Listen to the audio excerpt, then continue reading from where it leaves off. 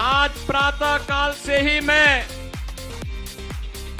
महाराष्ट्र के पंचम चरण में होने वाले चुनाव के लोकसभा क्षेत्रों में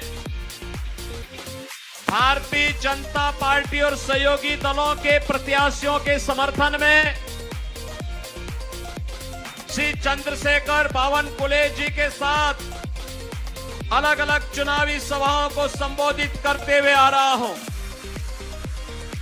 पूरे देश के अंदर जो माहौल है, पूरे देश के अंदर जो स्वर है, पूरे देश के अंदर जो नारे गूंज रहे हैं, वही उत्साह जो यूपी में है, वही उत्साह जो उत्तराखंड में है, जो बंगाल में है, जो उड़ीसा में है, जो असम में है, जो कर्नाटक में है, वही उत्साह मुझे महाराष्ट्र के अंदर भी देखने को मिला है।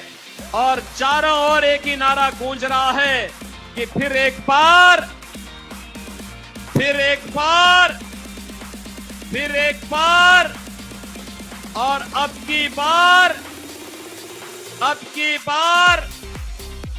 बहनों और भाइयों, जब ये नारा हम लोग लगाते हैं और जनता जनार्दन चिल्ला के 400 पार की बात करती है, तो कांग्रेस समेत इंडी गठबंधन के सभी दलों के नीचों की जमीन खिसक जाती है। वे घबरा जाते हैं, क्या हो रहा है। वे पूछते हैं जनता जनार्दन से कि 400 पार कैसे।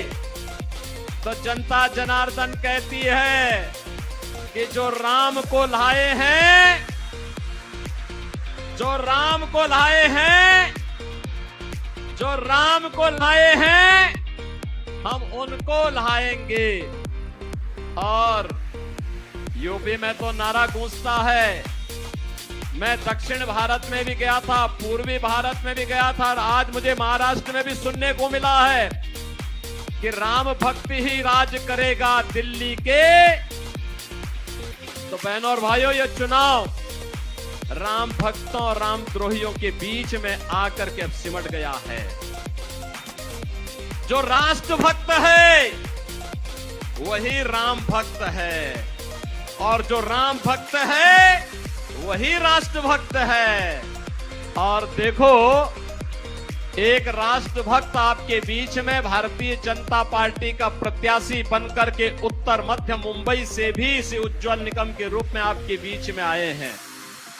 बहनों और भाइयों, आप याद करिए, याद करिए मुंबई के उस खतरनाक हमले को, जिस हमले ने यहां पर सैकड़ों लोगों का तात किया था, जिसने हेमंत करकरे को शहीद किया था, जिसने हमारे इस मुंबई एटीएस के उन बहादुर अधिकारियों को, जिन्होंने बलिदान किया था, आज एक कांग्रेस बेशर्मी के साथ उन बहादुर अधिकारियों की शहादत पर, उनके बलिदान पर प्रश्न खड़ा करके कसाब जैसे कसाई को महिमामंडित करने का कार्य कर रही है।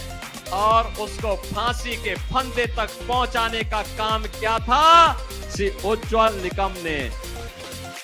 बहनों और भाइयों, इस प्रकार के जब ब्रिलियंट प्रोसिक्यूटर जब भारत की न्यायपालिका के साथ जुड़ते हैं तो न्यायपालिका का गौरव भी बढ़ता है। और तभी माफिया और आतंकवादी जितने भी हैं, इनके पैर कांपते हैं, इनको इनके किए की सजा मिलती है।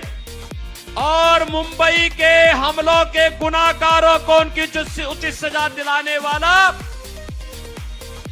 भारत माता के सपूतों को न्याय दिलाने वाला, मुंबई के साथ न्याय करने वाला, अपनी जान को जोखिम में डाल करके उन अपराधी और उन माफियाओं के खिलाफ, उन देशद्रोहियों के खिलाफ जिस मजबूती के साथ उज्जवल निकम ने उस समय इस लड़ाई को लड़ा था, आज वो हम सबके सामने है। दोबारा मुंबई पे कोई आतंकी हमला करने का तो साहस नहीं कर पाया है। वैसे भी अब तो ये नया भारत है, मोदी जी के नेतृत्व में नया भारत दुनिया के अंदर सम्मान प्राप्त कर रहा है, सुरक्षित भी है और साथ साथ विकास भी कर रहा है, गरीब कल्याणकारी योजनाओं को भी आगे बढ़ा रहा है। याद करिए, पहले दुनिया के अंदर भारत का सम्मान लगातार घट रहा था, सीमाएं सुरक्षित थी, आतंकवाद और नक्सलवाद सिर चढ़ करके बोल रहा था और जब भी कहा जाता था कि आतंकवादी हमले कर रहे हैं, कांग्रेस की सरकार से कहा जाता था, कांग्रेसी क्या कहते थे? कहते थे आतंकवादी सीमा पार के हैं। और अब तो बहनों और भाइयों, एक पटाखा भी जोर से फट जाए तो पाकिस्तान पहले सफाई देता, कहता साहब मैंने नहीं किया हमला। उसको पता ही नहीं करे ये दीपावली हो रही है, ये पटाखे आतिशबाजी हो रही है, लेकिन जोर से पटाखा फटता है क्योंकि उसे मालूम है नया भारत है, छेड़ता नहीं है, कोई छेड़ेगा तो छोड़ता भी। और इसीलिए मैं आपसे कहने के लिए आया हूं, ये नए भारत में सम्मान भी है, सुरक्षा भी है, विकास भी है, गरीब कल्याण भी है, विरासत और विकास का अद्भुत संगम है। अयोध्या में रामलला का भव्य मंदिर बन गया है। अब कांग्रेसियों को इस पे भी चिढ़ है, कांग्रेसियों को यह भी चिढ़े कि अयोध्या में राम मंदिर का निर्माण क्यों हो गया। हम कहते हैं, देखो उत्तर प्रदेश में तो इनके अलग अलग बयान आ रहे हैं। कोई कहता है यूपी में कि राम मंदिर बेकार बना, कोई कहता राम मंदिर भारत में नहीं बनना चाहिए था।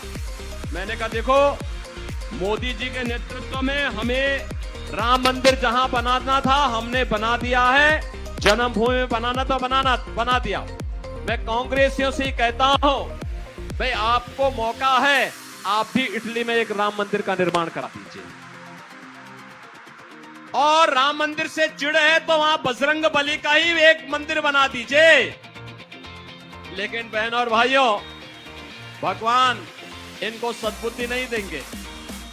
कांग्रेस के नेता कहते हैं कि सत्ता में आएंगे तो राम मंदिर को धुलवाएंगे। अरे रामलला ने वहां लायक तुम्हें छुड़ा ही नहीं कि तुम सत्ता में आ पाओगे, क्योंकि तुम तो राम के अस्तित्व पर प्रश्न खड़ा करने वाले हो, भारत के अस्तित्व पर प्रश्न खड़ा करने वाले हो, इसलिए तुम्हें मौका नहीं मिलने वाला है। और इसलिए बहनों और भाइयों, मैं तो आपसे अपील करने के लिए आया हूं, राम भक्तों रामद्रोहियों के बीच के इस चुनाव में जो राम भक्त है वही राष्ट्र भक्त भी है, और जो राष्ट्र भक्त है वही विकास भी करेगा, सुरक्षा भी करेगा, आपकी पैरवी भी करेगा। और उज्जवल निकम तो बहनों और भाइयों, आपके विकास की पैरवी वैसे ही करेंगे। 100% गारंटी, मोदी की गारंटी को जमीनी धरातल पर उतारने का काम करेंगे। इसीलिए हम लोग आए हैं आपसे अपील करने के लिए। मैं आपसे अपील करूंगा, 20 मई को इलेक्शन है, 20 मई के इलेक्शन में भाजपा के प्रत्याशी श्री उज्जवल निकम जी को भारी बहुमत से विजयी बना के भेजेंगे। पीछे तक आवाज आनी चाहिए, हाथ खड़े होते हुए दिखने चाहिए भैया। आपकी आवाज हो सकता है मंच तक उतनी देर तक कुछ देर में आने में लगे, लेकिन आपके हाथ उठेंगे तो मुझे दिखाई देगा। करेंगे। कमल चुनाव चिन्ह पर एक वोट मोदी जी को तीसरी बार भारत का प्रधानमंत्री बनाने में योगदान देगा। और मोदी जी को मिलने वाला कमल चुनाव चिन्ह पर एक वोट, ये कांग्रेस के अंदर, इंडी गठबंधन के अंदर जो ये औरंगजेब की आत्मा घुस गई है, इसको समाप्त करने में योगदान देगा। भारत को आत्मनिर्भर और विकसित भारत बनाने में योगदान देगा। आप सहमत हैं? विकसित भारत बनना चाहिए, आत्मनिर्भर भारत बनना चाहिए। और अयोध्या में राम मंदिर बन चुका है, काशी में काशी विश्वनाथ धाम बन गया है, और अब तो मथुरा की तरफ हम लोग जा रहे हैं। सहमत है ना?